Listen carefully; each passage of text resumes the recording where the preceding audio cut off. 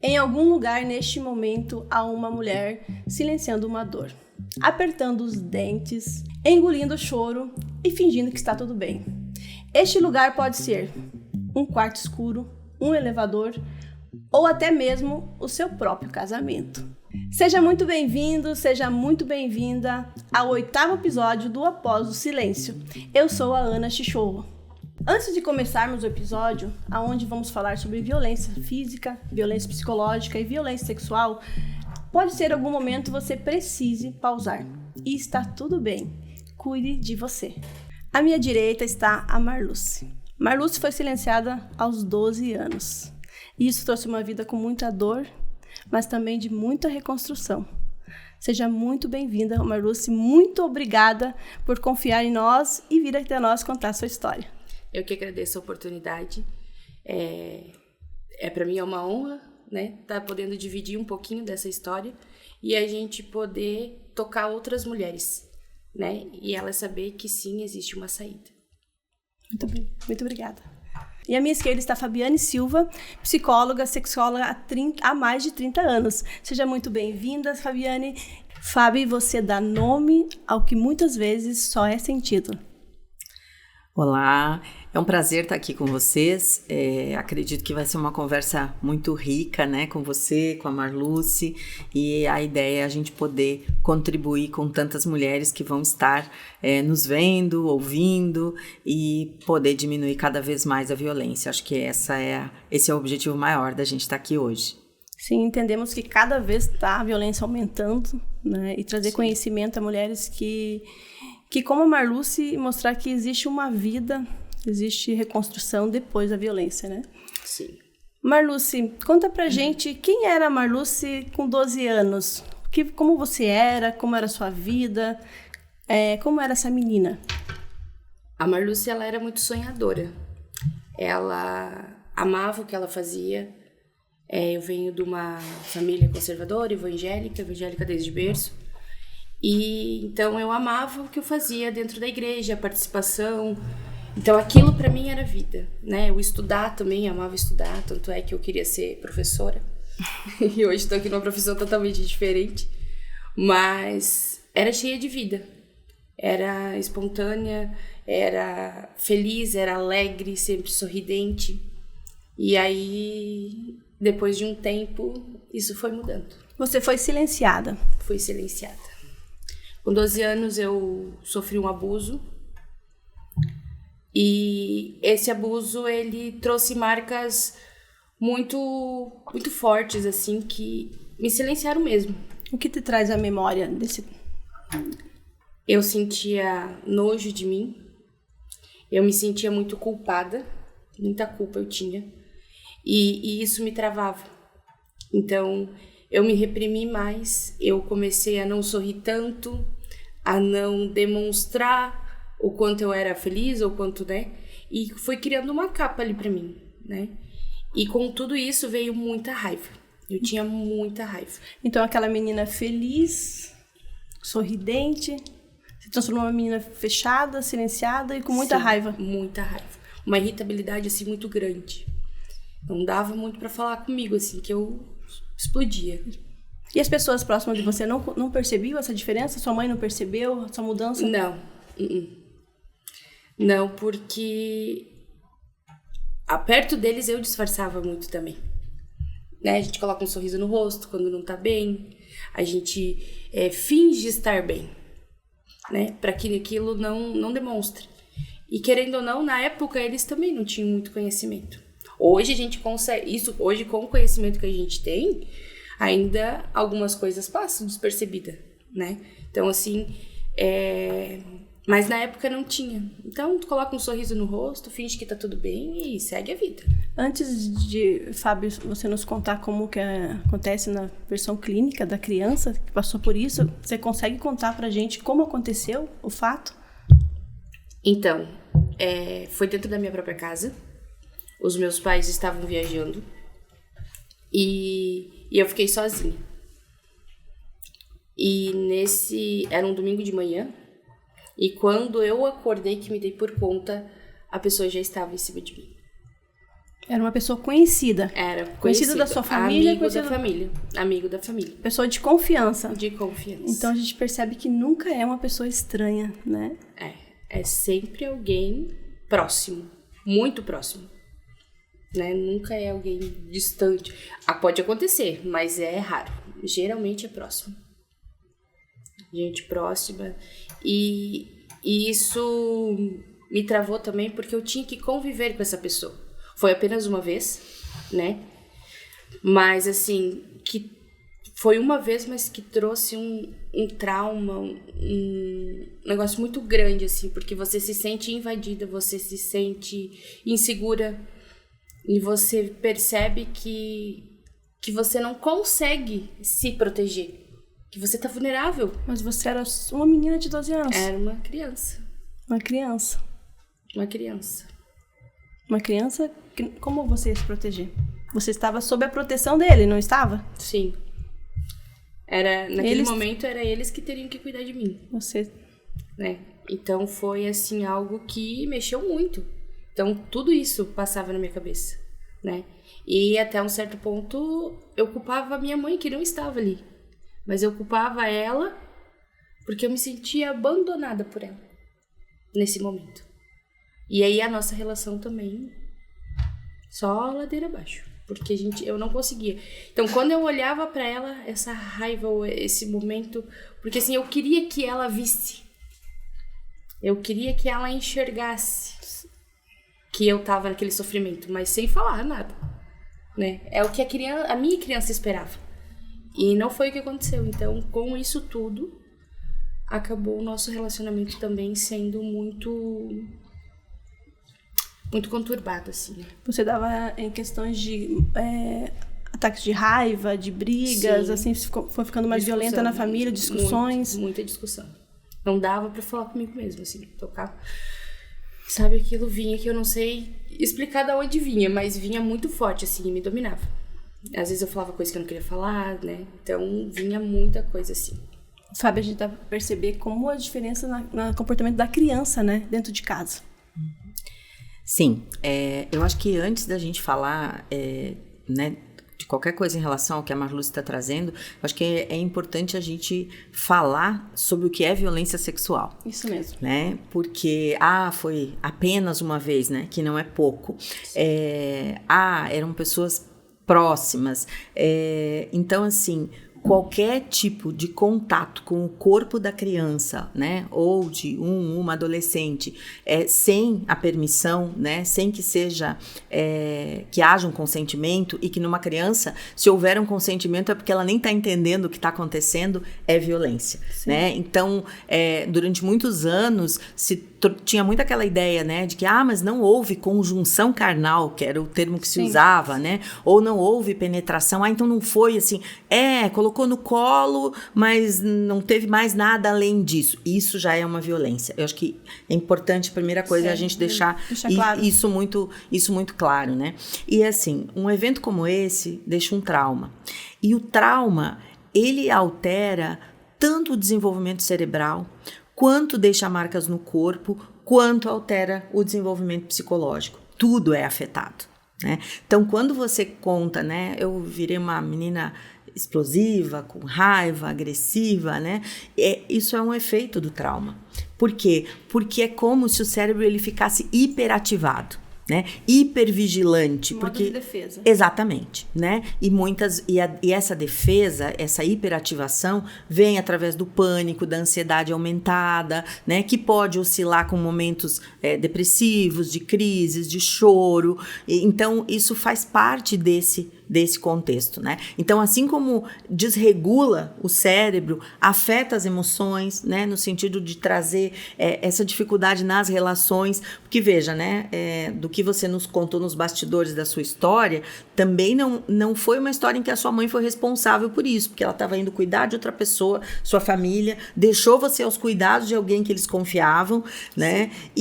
Mas mesmo assim, para a criança, né, no seu caso, uma iniciando a adolescência, fica aquela história, como minha mãe me deixa com alguém que faz isso comigo, né?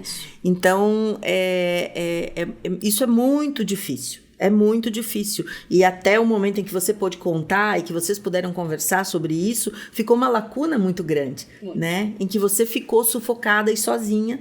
Então, esses sentimentos de culpa, né? Como eu permiti que isso fosse acontecer. Para algumas crianças pequenas, né? Eu já tive oportunidade de trabalhar num serviço que atendia crianças vítimas de violência e eu cheguei a atender crianças de 2 anos de idade, que representavam nos brinquedos o que tinha acontecido, né? Então, para essas crianças, elas não têm noção do que isso significa. E há uma dualidade muito grande, porque aquela pessoa que me machuca, que me causa dor, que me causa um desconforto, é a pessoa também que me dá um doce, que me põe no colo, que faz brincadeira comigo. Então, isso é muito difícil para a criança lidar. Normalmente, essa noção vem no decorrer da adolescência e esse processamento, se essa pessoa tiver a oportunidade, né, de se trabalhar, de olhar para esse evento na vida adulta. Isso mesmo, isso mesmo. Como é difícil, né, todo o processo. Vai ser toda a vida de reconstrução. Eu acho que a gente não pode dizer que é um trauma para toda a vida, porque é possível ressignificar, olhar para esse evento, compreender o que aconteceu, né? Através, às vezes, conversar com a família quando há coisas a serem conversadas, né? Entender que não tem culpa. Então, também, às vezes, é um processo de se acolher e se perdoar, né? Eu era uma criança, eu não tinha o que fazer naquela situação. E até mesmo o caso da Marluce, que não teve esse acolhimento, atendimento psicológico, não teve acolhimento da família, e ela passou todo esse processo sem isso. Isso. Sozinha. E o desenvolvimento e a vida vai acontecendo, né? Junto com isso. Então, por isso que é tão difícil. É muito difícil porque tem coisas, são gatilhos que vão gerando e você vai passando por situações e que te remetem lá no passado de novo. E às vezes acontece de você dar uma surtada ou um choro excessivo e ninguém entende. E aí você vai sendo taxada de a louca, de a sem controle. Então tudo isso vai agregando. Daí tu fica ainda mais isso. Meu Deus, eu não consigo me controlar. Eu preciso me controlar. E em algum momento você chegou a pensar que isso era normal? Não. Não, porque eu vi que foi algo que... Porque eu me senti invadida, sabe? Eu me senti... Porque eu estava dormindo. Nunca que passou pela minha cabeça que isso fosse acontecer, né? Então, assim, quando eu senti, eu falei, não, isso não tá certo, isso não... E eu queria falar e eu não conseguia falar. Travou tudo. E até que... eu lembro, assim, que eu fechei o olho e eu falei, Senhor, Jesus, me ajuda. Eu falei só assim. E quando eu falei isso, eu consegui soltar um grito. Para! E quando eu soltei esse grito, a pessoa saiu assim. E aí eu fiquei lá, fiquei um tempo paralisada, que eu não conseguia me mexer, que eu não conseguia... tentando entender o que tinha acontecido ali. Que a gente já teve relatos de pessoas que nos falam que esse medo, né? Porque aquela pessoa tá te protegendo. Como é que tá me atacando se ela é pra me proteger? É muito isso. E na tua fase, e você foi crescendo e isso permaneceu. Foi quantos anos até você conhecer uma pessoa e ter vontade de se relacionar? Então, com 15 anos. Com 15 anos eu entrei fazer o magistério, né, que eu queria muito fazer. Fui fazer o magistério e aí depois, no decorrer disso, eu conheci uma pessoa. Essa pessoa, a gente começou a se relacionar, a gente começou a namorar. E aí, um certo tempo, eu acabei contando. Até porque a gente, né, tava se relacionando, tudo. E foi numa situação, assim, bem desagradável, porque foi um gatilho que gerou ali. E aí, eu entrei em crise, e aí eu me senti meio que obrigada a contar, né? E quando eu consegui verbalizar isso a primeira vez, foi libertador, porque parece que saiu um peso dos ombros. Eu consegui falar pra alguém, né? Eu tive todo um acolhimento. Foi muito bom, assim, porque eu tive um acolhimento, eu tive um cuidado. Eu me senti cuidada ali, que era o que eu almejava. Então, ali eu me senti cuidada, naquele momento. E você sentiu que ele cuidada e bem, ele tratava... Ele tratava bem você? Ele tratava você com carinho? Como que era o Sim. tratamento dele com você? Que idade que ele tinha? Ele tinha 16. A gente era 16? Tá. 16. Os dois eram muito jovens. Eram muito jovens. Eu tinha 15 e ele tinha 16. E aí, sim, no começo do relacionamento, muito bom, muito... Ele me cuidava muito, ele me tratava. Até uma vez, essa pessoa apareceu na nossa casa e ele já sabia da história. Ele queria partir pra cima, mas os meus pais não sabiam de nada, né? E ele queria partir pra cima, eu segurei ele e falei, não faça nada, né? Já foi, já passou, tá tudo certo. E, então, assim, ele me protegia muito. Ele me fazia me sentir segura de estar ao lado dele. Fábio, como que é a diferença de uma mulher, uma menina, uma criança, uma adolescente, né, com 15 anos, de 12 para 15, que passou por tudo isso, as diferenças que seriam se ela tivesse atendimento psicológico, ter sido acolhida pela família, e ao mesmo tempo uma que não foi e começar um relacionamento. Quais são as diferenças? Eu acho que a Marluce falou uma coisa muito importante, né? Falar foi libertador, falar foi um alívio, né? Porque a psicoterapia, ela proporciona isso, né? Estar num lugar onde haja confiança, né? Onde não haja julgamento. E porque há muito julgamento, né? Uma garota de 12 anos é uma mulher começando a se formar e existe muito preconceito também, né? A gente sabe de que roupa que ela estava usando, mas o que será que ela falou, mas será que ela facilitou? Infelizmente, em relação às mulheres, é o que a gente ainda ouve. Então, encontrar um lugar onde ela possa falar, que ela ficou silenciada dos 12 até os 15, quando, né, você consegue contar para o seu namorado. Também um garoto bem jovem, que possivelmente não tinha muito recurso para lidar com isso, né? Então, a diferença da psicoterapia, e que daí às vezes não é, na maioria das vezes, não é nem só para criança ou para adolescente, é muito para a família também, de como que a família vai lidar com esse evento que aconteceu, porque é devastador, né? Como você diz, né? Me senti invadida, porque o princípio da palavra é uma violação. Né? É atravessar a fronteira de qualquer limite do corpo, né? Das emoções. Eu não permiti e algo me atravessou, né? Violentamente. Então, ter esse acolhimento, ter esse atendimento possibilita colocar para fora e começar a compreender o que aconteceu, né? E não ter manter o silêncio e continuar vivendo.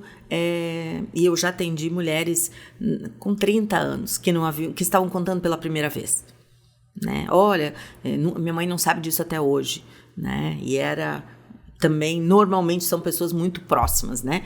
Vizinhos, tios, primos, pais, padrastos, né? Então, às vezes namorados também, já no início dos primeiros relacionamentos. E eu acho que o não poder falar dificulta muito, não ter um lugar para poder falar e compreender seus sentimentos vai interferir muito na qualidade da relação que eu consigo ter, do quanto eu consigo confiar, né? Porque esse cérebro hiperativado, super defendido de qualquer coisa que possa acontecer grave e ameaçadora de novo, me faz criar uma distância, né? Eu não sei se eu posso me aproximar muito. Tanto que há muitas mulheres que, né, assim, que registram até assim, agora eu estou com uma pessoa que é querida, que eu sinto desejo, que quer estar comigo, que eu quero estar, mas é como se o meu corpo, porque lembra, a gente fala do corpo o tempo inteiro, né? Não é só uma coisa, é o cérebro, é organizar as emoções, não, tem um corpo que está ferido, né? E que muitas vezes trava diante da possibilidade de um contato mais íntimo. Por quê? Porque não consegue ter confiança. Né? Eu acho que o sexo ele é um dos momentos de maior entrega e vulnerabilidade, disposição total, né? Então, para isso você precisa ter confiança. E como ter confiança depois de um trauma? Então, acho que esse é um desafio muito, muito importante. E a gente sabe que, apesar de a gente ter serviços hoje que se organizam para o atendimento de crianças, adolescentes, mulheres, ainda há uma lacuna muito grande. Muita gente passa por isso sozinha, né? Meninos também, é importante a gente dizer, numa proporção menor, mas que também existe muito, que continuam silenciadas, né? Sem lugar para falar, ou que muitas vezes falam para suas famílias logo depois do que acontece e a primeira resposta dessa família é dizer, você está inventando, criança inventa muito, será que ela não está imaginando, né? Não, isso não pode ter acontecido, tal pessoa nunca faria isso, que eu acho que aí é uma outra questão bem importante, que é quem é essa pessoa que violenta sexualmente, porque por um lado, né, a gente não pode viver num mundo em que a gente em nenhum momento mais confia em ninguém, porque existem sim pessoas boas, felizmente, sim. Mas por outro lado, é preciso quase que haver uma vigilância constante, porque sim. Você nunca sabe onde aquela pessoa que parece tão confiável, né, e que vai cometer uma violência, ela pode estar. Então, sim. Ela pode estar muito próxima. Normalmente, ela está no convívio familiar. Então, é muito difícil isso, porque as famílias se culpam muito quando elas ficam sabendo como que eu não protegi, mas, ao mesmo tempo, não há como ter essa certeza. As mulheres foram silenciadas por uma vida. Sim. Né? Há muito pouco tempo que as mulheres conseguiram começar a falar. A gente vê pelos filmes, a gente vê pela história, porque é muito estrutural a violência contra a mulher, né? Tanto que matar por honra, né? Isso. A gente sabe que até 2023 existia essa lei que o homem podia matar por honra. Me traiu, né? Posso matar. Então, isso já a gente entende que já vem estrutural isso. E a fala da mulher, ela poder falar, já é uma grande vitória. Nós estarmos falando sobre isso, e por isso que a gente precisa continuar falando sobre isso, porque tem muitas mulheres que elas precisam ouvir que ela não é não. Eu não quero, pronto. É violência. Né? E vamos continuar com a sua história, você continuou com esse relacionamento, vocês vieram embora, e por mais que quando você se mudou do Rio Grande do Sul, que você morava lá, veio para o Jaraguá do Sul, você veio com ele, mas mesmo assim a sua família não sabia disso ainda. A minha família ficou sabendo antes da gente vir embora pra cá. Antes de vir embora pra cá. Eu acho que deu uns 2-3 meses antes. E aí a nossa vinda pra cá foi muito rápida, né? Era uma coisa que precisava vir à tona pra gente poder recomeçar. Vamos recomeçar, deixar essa dor pra cá. Um novo ciclo, né? Então, encerrando um e começando o outro. E aí a gente veio aqui pra Jaraguá. E aqui a gente permaneceu juntos, a gente morou junto, né? A gente foi construindo o relacionamento, mas tudo baseado naquela dor, porque a pessoa ferida, né? Em algum momento ele mudou a confiança que você teve da fala, de contar o que aconteceu com você, e ele usou isso contra você? Sim, ainda no Rio Grande do Sul, não aqui. Ainda lá. Foram algumas traições, algumas mentiras né? E aí, na hora da briga, quando chegava pra me questionar e falar o porquê, né? Aí era isso. Daí, às vezes, eu falava, não, eu quero terminar, eu não quero mais. Mas falando da boca pra fora que queria terminar, porque aquela dependência emocional era muito, muito forte. E aí é onde que vinha as falas. Ninguém mais vai te querer. Só eu que te quis assim. Só eu que te aceitei desse jeito. Você já não veio mais pura pra mim. E sendo que, quando a gente foi ter, né, o ato ali da relação, sim, eu era virgem. Eu perdi a virgindade com essa pessoa. Então, uma fala também que me veio à memória agora, você é minha. Você é minha. Você não pode ser de mais ninguém. Era muito usado. Muitos homens usam essa frase, né? E esse usar contra, né, algo que é traumático, que é dolorido, usar isso como uma forma de manipulação, né, de coação até, para impedir, porque veja, uma pessoa que passa por uma violência, agora falando da mulher, né, e mesmo desde a infância, a gente constrói na infância a nossa autoestima. Né? E o nosso valor ele vai se construindo a partir do valor que nos é dado. Por quem? Por nossos pais, né?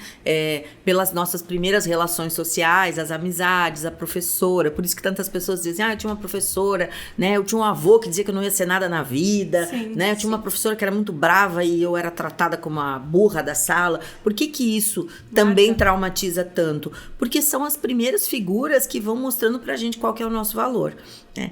E uma violência, ela quebra com esse senso de valor.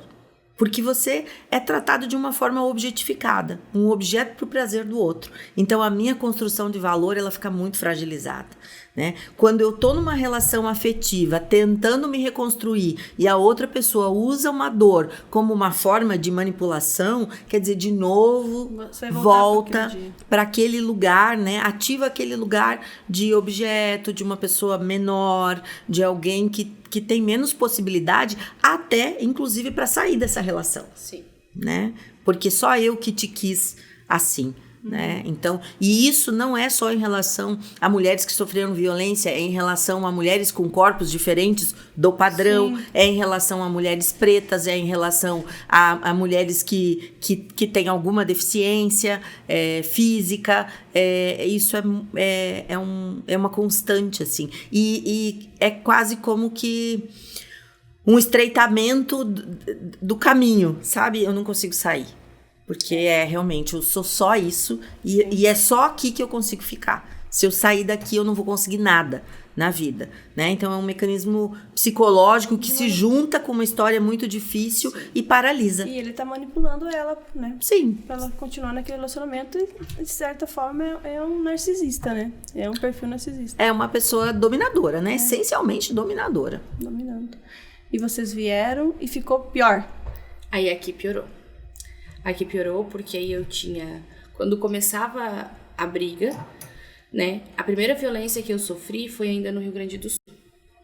Nós, numa discussão, eu lembro que ele me pegou assim no pescoço. A primeira violência física. Física. Aí ele me pegou no pescoço, assim, ele segurava. E ali parece que eu só via a morte na minha frente. Falei, não, agora eu vou, né? E aí, quando ele percebeu, acho que eu já tava desmaiando, que eu tava... Aí ele me soltou, só que daí eu não conseguia respirar. E aí eu fiquei naquela. Aí foi chamada ambulância e tudo, fui pro hospital. Nossa, já chamou a ambulância lá? Fui lá. E lá que começou esse ciclo. E quando eu fui pro hospital, as enfermeiras ali já viram na hora que se tratava de uma agressão física, né? E elas queriam falar comigo e eu não conseguia falar, então, porque era a primeira vez que tinha aquilo acontecido, eu não tava tentando processar o que tinha realmente acontecido, né? E eu não conseguia falar, meu corpo todo travou, eu não falava, só aquelas lágrimas silenciosas. Silêncio, aquela lágrima silenciosa, assim, que escorria. Eu não mexia nada, travava tudo, né? E aí, quando ele entra no quarto... Deu pra ver no meu olhar que realmente era aquela pessoa... O medo. O medo. Elas viram e aí elas mandaram ele pra fora. E elas começaram a me perguntar, mas como eu não falava, eu só chorava, né? E até eu lembro que elas queriam chamar a polícia. E eu só fiz que não. Que não precisava. Porque, né? Eu achava que eu ia dar conta. Que foi só uma vez e que não iria acontecer mais. E quando a gente veio embora pra cá... Aí foi pior, porque daí acabou. Acabou e eu digo assim, quando se acaba o respeito, acaba tudo. Muitos deles, eles tiram a pessoa, a mulher, a esposa do convívio da família para te deixar mais vulnerável ainda. Né? Sim, eu fiquei um tempo longe da minha família, só nós dois. E esse tempo foi o mais difícil para mim, porque no meio desse tempo teve traições que eu descobri. Ele conversava com ela na minha frente, né? Descobri nesse meio tempo que estava grávida também. E isso... Então era um turbilhão de sensações ali. Que eu não conseguia nem organizar o que eu estava sentindo direito, né? Eu lembro que eu chorava muito, eu só chorava. Dia e noite eu só chorava. Eu não trabalhava, não podia trabalhar, não tinha amizades. Não, você é só minha, é só nós. Você não precisa de mais ninguém. E daí, quando passava aquilo, não, eu tô aqui pra te ajudar, eu tô aqui pra... Eu sou o teu porto seguro, né? É só nós dois, aquele envolvendo mais, assim. Não, é só nós dois. Tu precisa só de mim, tu não precisa de mais ninguém, né? Então, tinha isso muito forte. E isso me bloqueava. Então, e aí, sim, era um misto de sensações, porque a mesma pessoa que tava me protegendo ali, de certa forma, que, né? Uma proteção, mas era a mesma que tava me machucando. Tanto fisicamente como emocionalmente. A traição é um trauma também muito grande, porque dói, né? Dói muito você pessoa que você ama e você vê que não tem nada por ti, não tem respeito, porque eu acredito assim que quando há uma traição, acabou tudo, né? E eu me culpava muito por isso. Onde foi que eu errei? O que eu fiz de errado pra merecer isso? Aonde? E ele usava palavras que dizia que a culpa era sua. A Sim. culpa sempre era sua. É, a culpa é minha. O corpo, a mudança de corpo, parou de trabalhar. Que muitas Sim. falas dele são essas, né? Sim. Ai, a fulana, ela tem um trabalho bom. Ela conseguiu vencer na vida. Você nem terminou os teus estudos. Você não conseguiu terminar. Você não fez isso. Você não fez aquele outro. Mas ela sim fez. Então a comparação ali também prejudica muito, né? Dá um bloqueio assim e tu começa a se culpar. Eu começava a me culpar, muita culpa. O sentimento de culpa assim era muito grande, né? Então que me paralisava de certa forma. E nisso que você tá falando, eu acho que há uma dificuldade muito grande de estabelecer quais são os limites. Quando você conta, que era um pouco do que a gente já vinha conversando, quando você conta, né, houve um primeiro episódio de violência física, né? Então, alguém que já tá com esses limites, essa fronteira que já foi invadida, né? Então, é muito difícil e eu acho que é importante a gente falar isso para quem está nos ouvindo, porque eu ouço muitas pessoas dizerem, tá, mas também apanhou uma vez, apanhou a segunda e a pessoa distrata, grita e a mulher continua. Então, ela também não está fazendo nada para sair. Mas quando a gente fala de trauma, a gente consegue entender pelo que essa mulher não consegue. E muitas vezes, esse trauma vem, às vezes, de um relacionamento familiar, né? Não precisa ser nem uma violência sexual, sim, mas às vezes uma forma de tratativa agressiva, um lar onde tem... Já atendi pessoas onde, assim, meu pai nunca gritou comigo, mas gritava muito com a minha mãe, e eu era uma criança muito assustada. Quando ele chegava, eu já ficava hipervigilante, quer dizer, já tinha um trauma ali, desse ambiente violento. Então, isso vai fazendo com que a pessoa vá se silenciando também. Eu não tenho, né, que você diz, eu chorava, primeiro porque eu não estava entendendo o que tinha acontecido, né? E segundo, porque não tinha força. Então, não é uma coisa simples do ponto de vista emocional de você tomar uma atitude e dizer, pronto, eu terminei. E isso independe, né, de acesso a condições socioeconômicas, culturais, né? Porque tem muitas mulheres que, inclusive, têm uma rede de apoio e estão ali tentando se manter numa relação. Sim. Até porque eu sempre digo, ninguém entra num relacionamento para terminar. Não. E eu acho que esse peso é muito maior em cima da mulher, né? Mas você não tentou, mas tenta mais um pouco, né? Muitas vezes as mães dizem, nossa, mas eu também aguentei coisas do seu pai. Historicamente as mulheres ouvem isso. Sim. Então se esforça mais um pouco, entende ele, não dá bola, e faça a sua parte, tente agradar, né? E aí é nisso que as mulheres muitas vezes vão perpetuando uma história de violência, né? Com homens violentos, sim, e sem conseguir sair daquela situação. Eu lembro que eu me prendia muito, não, eu perdi a virgindade com ele, agora eu tenho que ficar casada com ele. Não posso me separar, né? Tanto pelo que fui criada ali, né? Claro. E pela religião também, né? Eu não posso separar, eu tenho que ficar... Até que a morte nos separe. E isso que também não estava casada, né? E tava muitas só... mulheres é a sua morte, então, né? Eu vou apanhar até ele me matar? Sim, sim. Né? Essa é a pergunta, né? Sim, e eu acho que a gente tem que trazer esse dado bem recente, né, que é mais de 190 milhões de pesquisas no Google como matar uma mulher sem deixar rastros, né? Isso é um dado agora recente e eu não diria assustador, eu diria apavorante. E não é uma curiosidade. Não, é um projeto, né? É um projeto. É um projeto. A longo prazo. Né? Essa pesquisa, né? Sim. Então, e muitas mulheres, inclusive, não tomam nenhuma atitude, se silenciam muito pelo medo de morrer mesmo, né? Quantos e quantos casos a gente acompanha de pessoas que, inclusive, claro, né? Buscar uma delegacia da mulher é o recurso que se tem, mas a gente sabe quantas mulheres com medida protetiva foram assassinadas, né? Sofreram feminicídio, né? Morreram num feminicídio, porque infelizmente a gente não tem ainda a rede de proteção que essas mulheres precisam, né? No momento em que elas denunciam a violência. Mas ainda a gente entende que quando existe essa medida protetiva, é um dado, elas estão lá. Sim. São obrigação do governo. Elas precisam ser, elas são vistas, né? Sim. Elas estavam lá. Sim. Né? Eu lembro que no ano passado me chamou muita atenção, eu não lembro se foi no feriado de Páscoa, eu vi um noticiário assim no Rio Grande do Sul, foi um final de semana, acho que se eu não me engano foi o feriado de Páscoa, num final de semana foram 4 mulheres assassinadas em cidades diferentes, tipo de sexta a domingo. Né? E aí um dado que chamou muita atenção é que nenhuma tinha medida protetiva. Né? Então eram mulheres que ainda estavam tentando fazer esse relacionamento dar certo, que ainda estavam achando, mas ele estava nervoso, mas foi só uma vez, mas é só quando ele bebe, e a gente precisa dizer que nenhuma violência pode ser permitida. E quase nenhuma é com tiro, né? Com revólver. Teve uma ali em Balneário Camboriú essa semana, foi essa semana, acho que foi quarta-feira. Não, foi terça. Segunda ou terça? Não soube. Ana Paula Faria é o nome dela. Ela é terapeuta também. Eu vi esse. Ela foi... o marido dela, ele desconfiou que ela estava traindo ela. Ele estava traindo ela, ele foi lá e matou ela. E pegou a bicicleta e foi embora. Né? Os vizinhos escutaram os gritos, quando chegaram lá já não puderam fazer mais nada. É triste. Né?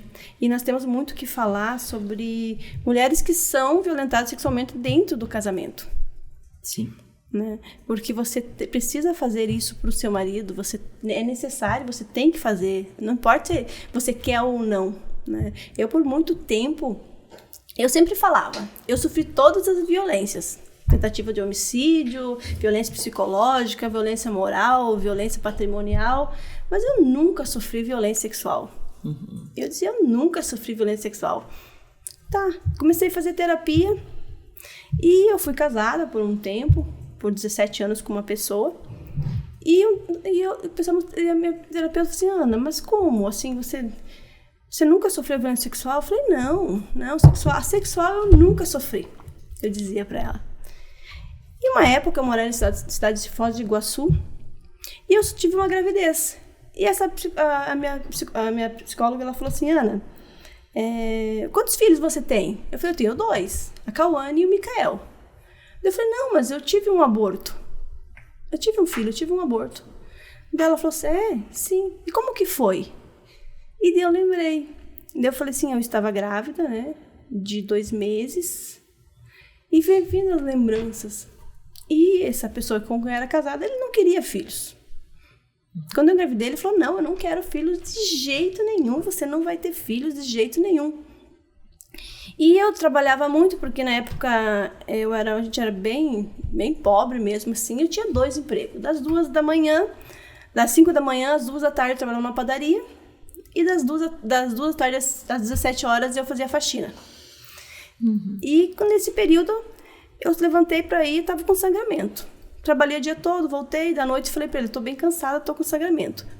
E ele fez sexo comigo e fazia com muita força. Eu dizia, não quero, eu tô com sangramento, tô com dor, não, vamos fazer. Ele dizia, não, eu quero, vamos fazer. No outro dia fui trabalhar, a mesma coisa, mas na próxima noite eu não dormi na cama. Eu fui dormir no sofá, porque eu estava com sangramento e com muita dor. Ele foi lá no sofá e fez a mesma coisa.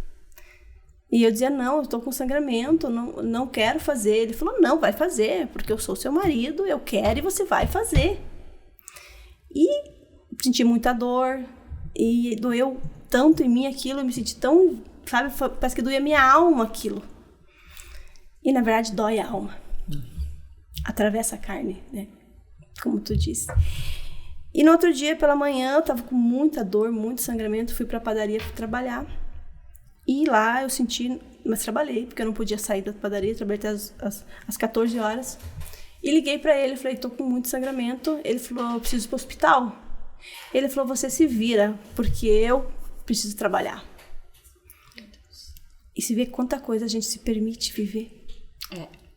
A gente, né, se permite. Aí a gente olha e pensa, como que eu... Eu peguei um ônibus, eu fui pro hospital, cheguei lá, né, já tinha perdido o bebê.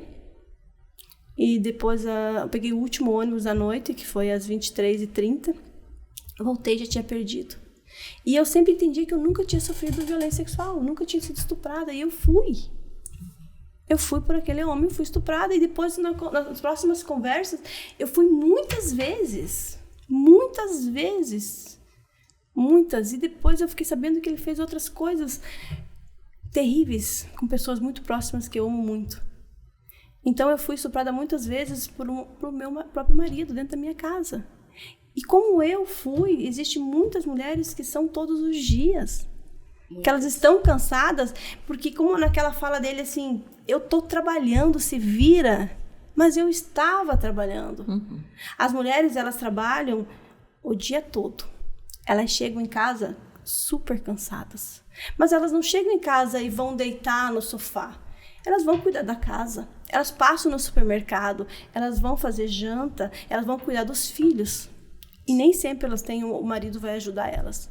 E quando elas vão deitar, às vezes elas não vão ter um carinho, uma massagem, um cuidado. Não. Eles vão dizer, deita aí, porque eu quero. Uhum. Quantas acontece? Isso é estupro. Chama-se estupro marital. Estupro marital. E aí eu acho que é importante também a gente falar assim, de qual que é essa função, né, da sexualidade na nossa vida, né? Eu não digo nem do ato sexual, mas da sexualidade como um todo, que é o carinho, que é o toque, que é o estar junto, que é o abraço, né, que é uma carícia, que é a sedução. Tudo isso numa relação a dois serve unicamente para o prazer dos dois. Se não há prazer para as duas pessoas, né, não pode haver consentimento, né? Então, porque eu só posso consentir com algo que é bom para mim. Então, já atendi muitas mulheres dizendo, mas é que eu não tenho vontade, mas que eu não gosto de me arrumar, porque eu não tenho vaidade.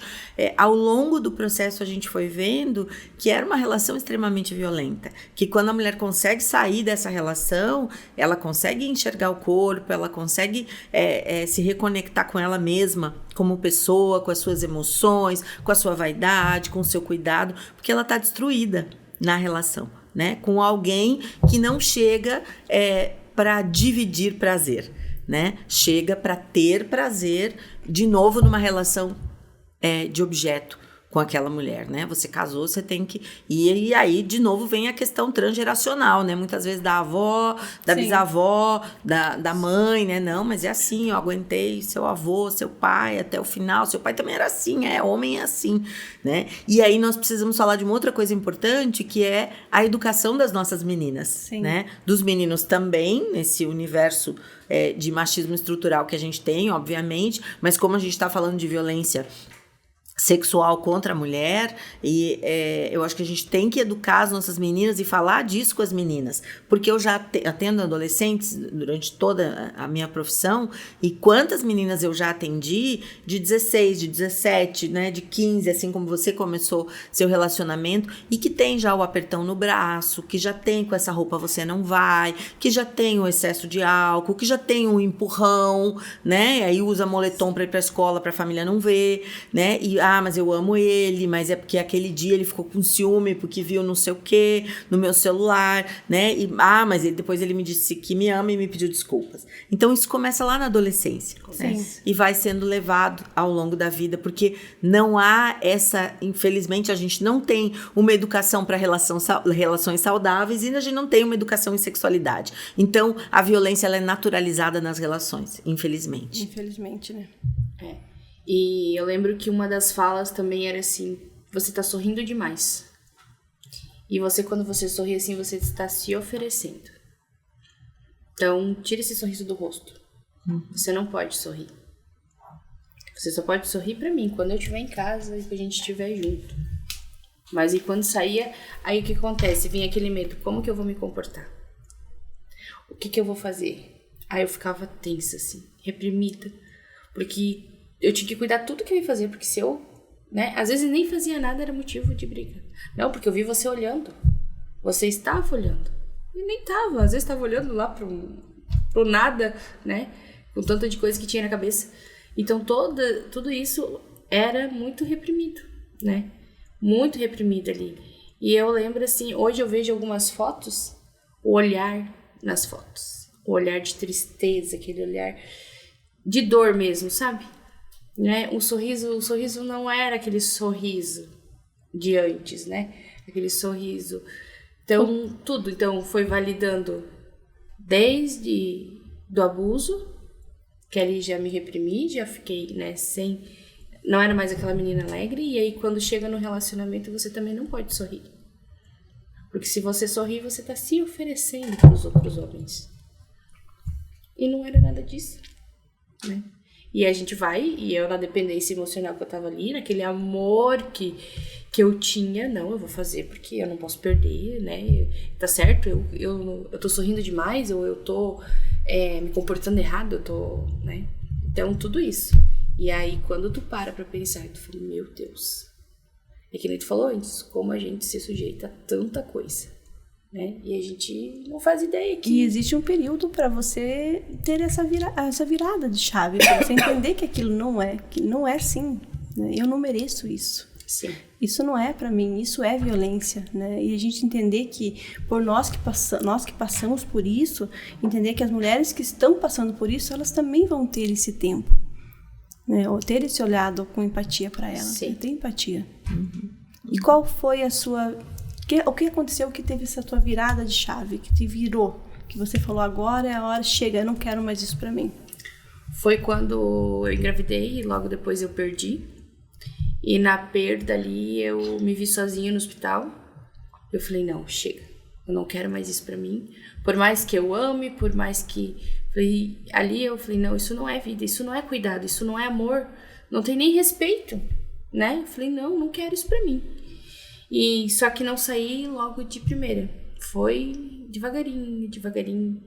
Eu lembro que eu entregava currículos na parte da manhã e pedia que as entrevistas fossem na parte da manhã. E numa dessas entrevistas eu tava indo e eu sempre ia chorando. Eu chegava com o rosto inchado de tanto chorar, né? E eu indo no caminho e fazia em torno de uns 8 meses assim que eu não via o meu pai. E eu encontrei ele. Quando eu encontrei ele, meu Deus, aí eu desabei, né? Aí eu chorei. E ele me questionando o que tinha acontecido, mas nunca falei. Então tem muita coisa que ele vai descobrir hoje com esse podcast. E então, assim... Mas ali me deu força quando ele disse assim, você não tá sozinha, eu não te proibi de ir na minha casa, né? Você pode ir lá, a gente tá te esperando. Então, quando eu tive esse acolhimento, que eu vi que eu podia, sim, contar com eles, eu comecei, né, devagarinho, até que eu consegui um emprego. E quando eu consegui esse emprego, eu falei pra ele, vem me buscar, me tira daqui. E ele foi me buscar e eu saí com o meu travesseiro e o ventilador. As duas coisas que eu saí. E é mais importante que era você mesma. E eu mesma. E assim, quando eu tava saindo na porta com meu pai... Ele falou assim, eu não te dou uma semana pra você voltar atrás disso. Você querer voltar comigo. E essa fala eu lembro assim que foi muito, muito forte. Doeu muito por dentro. E eu só respirei fundo assim, eu nem olhei pra trás. E eu só respondi assim, eu falei, vamos ver. E eu desci. A gente morava no apartamento. E eu fui chorando, né? Mas ali começou a minha libertação. Ali eu consegui me livrar e realmente nunca mais voltei. Nunca mais. E a tua reconstrução? E a minha reconstrução... Olha que quando eu terminei eu tava com 20 anos. Mas a minha reconstrução foi há 3 anos atrás. Então, dos 20 até os 34, eu ainda carregava toda essa dor. E muito forte, assim, me travava nos trabalhos, me travava nos relacionamentos, né, porque era uma pessoa ferida. Então, muitas coisas aconteciam em outros relacionamentos que eu tive que não deram certo. Por quê? Porque ela é explosiva, porque ela é chata, ela chora por tudo, né? Mas são coisas que estavam ali, eu não conseguia expressar e nem falar nos outros relacionamentos. Eu tive um relacionamento abusivo. Até porque nem tinha noção que era um relacionamento abusivo, né? Então, tudo isso. E quando eu faz 3 anos atrás que eu me reencontrei, assim, Deus curou muitas das minhas feridas, né? Foi um processo assim, mas a terapia também. A terapia, eu me encontrei na terapia ali, tanto é que hoje eu ajudo mulheres a sair desses traumas, a se recuperarem, a ressignificar suas histórias, né? E foi o que me deu força. Falei, não, eu tô aqui por algum propósito. Eu sempre questionei Deus, por que eu vim? Por que eu tô aqui? Eu não quero sair daqui sem deixar um legado. Eu não quero sair daqui sem fazer, nem que seja um pouquinho de diferença, né? E o que vale dessa vida são as pessoas, né? Não é nada material, não adianta eu conquistar o meu material e se eu não tocar uma vida. Então, na terapia, quando eu conheci o curso, falei, não, é isso mesmo que eu quero. É isso aí, é através da minha história, mostrar para essas mulheres, sim, que elas podem sair, que tem uma luz no fim do túnel, né? Porque eu achava que não tinha. Eu achava que para mim tinha acabado, que era aquilo ali mesmo que eu ia ter que viver. E quando a gente começa a ter conhecimento, a gente começa a olhar pra gente mesmo com amor, com carinho, dizer, não, eu posso, eu consigo e eu preciso sair. E você ter pessoas certas também, né? Um acolhimento, ter essa... Agora me fugiu o nome. Uma rede de apoio. Uma rede de apoio, isso mesmo. Uma rede de apoio é fundamental. E você é mãe hoje? Hoje eu sou mãe. Sou mãe de uma menina, Maria Eduarda, tem 10 anos. E também, quando ela nasceu, até os 4, 5 anos dela, eu sofria muito com isso. Eu falava, meu Deus. Um medo, assim, aquele medo tomava conta, né? Que acontecesse, que se repetisse com ela, né? Então, isso me... Era outra coisa, era um fantasma que vinha me assombrar, né? Porque às vezes eu ficava a noite sem dormir. Por causa disso, pensando nisso. Eu não ia trabalhar em paz por ter deixado ela com os outros, que era o que tinha acontecido comigo, né? Então, eu ficava em paz quando ela estava com a minha mãe. Se ela tá com a minha mãe, tá tranquilo. Mas hoje, assim, eu converso muito com ela sobre isso, né? O conhecimento ele liberta. Então, assim, o que eu tenho de conhecimento, o que eu já vivi, hoje eu trago muito isso pra ela, né? Eu converso com ela, falo, olha, filha, ninguém tem o direito de tocar você, ninguém tem o direito. Você falou não é não. E eu falei, você sabe que você tem a liberdade de vir conversar comigo, de trazer, de contar. Então, assim, hoje, graças a Deus, a gente tem uma relação e graças ao conhecimento também, né? A gente consegue fazer um pouco diferente, mas é desafiador. Sim. E a educação em sexualidade, né? Você falando isso, assim, né? Isso é educação em sexualidade, né?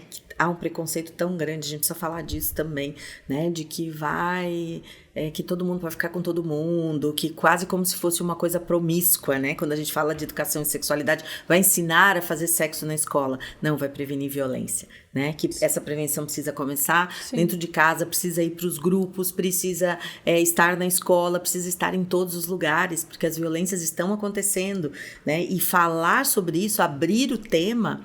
Eu lembro, agora me veio um recorte, assim, de uma atividade que eu fui fazer na escola, numa escola municipal, na época que eu era servidora pública, para falar sobre violências domésticas, assim, né? Nas famílias, com alunos de 5º ano. 5º ano, eles têm 10 anos, né? E eu pensei, gente, que tema pesado com esses pititicos, assim, eles são tão pequenininhos. E aí a gente usava uns cadernos da Unesco dinâmicas para trazer essa temática, né, com cartazes e tal. E eu fiquei assustada, porque quando a gente abriu o tema, todos tinham uma história de convivência, de violência para contar, na convivência familiar. Ah, o meu avô tentou bater na minha avó e a minha avó chamou a polícia. Ah, minha madrinha se separou porque o namorado dela não deixava ela fazer tal coisa. E situações graves, assim. E eles, pequenos, naquela espontaneidade dele, fazendo os relatos, né? Então, assim, as crianças, elas observam o que está acontecendo, né? E elas têm capacidade de compreender isso, por exemplo, que você conversa com a sua filha, isso precisa ser conversado, né? Em casa, na escola, em todos os ambientes. Claro que por pessoas que vão buscar se capacitar, conhecer, fazer de uma forma adequada. Sim. Mas a gente não pode deixar de falar disso, né? A gente não pode pensar que a sexualidade vai começar aos 18 anos. Não, porque não. Não é dessa forma. Na infância, eu acredito que na primeira infância. Exatamente. Marluce, se você hoje encontrasse com a Marluce lá de 12 anos, e o que você diria para ela? E também para uma mulher que está passando ou que passou pela mesma coisa que você passou. Queria que você olhasse para a câmera e desse teu recado. Hoje, se eu encontrasse a Marluce de 12 anos, eu diria para ela assim: obrigada. Obrigada por não ter desistido de nós, né? Obrigada por ter permanecido do teu jeitinho, do jeito que foi. Mas hoje a gente venceu. Hoje a gente está aqui fazendo a diferença, podendo ajudar outras mulheres. E para você, mulher que está passando por isso, ou que já passou, procure ajuda. Você não precisa levar tudo sozinho, você não está sozinho. Nós estamos aqui justamente para fazer a diferença na tua vida e te ajudar nesse processo. Apenas confie. Muito obrigada. Eu que agradeço. Muito obrigada por você ter confiado na gente, por estar aqui contando a sua história. Eu tenho certeza que muitas mulheres vão ouvir e você é inspiração. Mais uma vez, gratidão por ter você aqui. Gratidão, eu que agradeço. Fábio. Bom, primeiro agradecer a vocês, né, pela coragem, né, de vocês serem duas sobreviventes de histórias tão difíceis estarem aqui. E eu acho que com isso deixar a mensagem, né, de que toda mulher tem o seu valor. Independente das pessoas à sua volta estarem te dando valor ou não, esse valor ele está em você, ele nasce com você, né? Você vai construindo ao longo da sua vida e você precisa cada vez mais ter consciência de que esse valor ele não pode ser diminuído por ninguém, através de nenhum tipo de violência. Quanto mais você entra em contato com o valor que você tem como pessoa, menos você permite que pessoas que estejam à sua volta atravessem, né, esses limites e tragam algo que vai te machucar, te aprisionem. Então, acho que a liberdade é possível, né? E buscar sempre ajuda, buscar sempre uma rede de apoio. Se você não tiver acesso a um grupo, a uma psicoterapia, mas busque uma amiga de confiança, busque um familiar que possa ser um ponto de apoio para você, alguém da sua família, que possa te acolher nesse momento. Eu acho que, felizmente, cada vez mais a gente está construindo redes de proteção, né? Então, busque ajuda, tente encontrar onde tem isso na sua cidade, no seu entorno, porque sempre vai ter alguém para estender a mão, felizmente, né, Ana? Sim. Obrigada, Fábio. Muito feliz que você tenha aceitado o nosso convite e estar aqui com a gente. Muito feliz mesmo. Obrigada mesmo. Obrigada também. E para você que nos acompanhou até agora, quero dizer que violência não é normal. Se você está passando por qualquer tipo de violência, denuncie. Ligue para o 180, procure uma delegacia da mulher. Nos acompanhe nas redes sociais, nós estamos no YouTube, no Spotify, no TikTok e também no Instagram.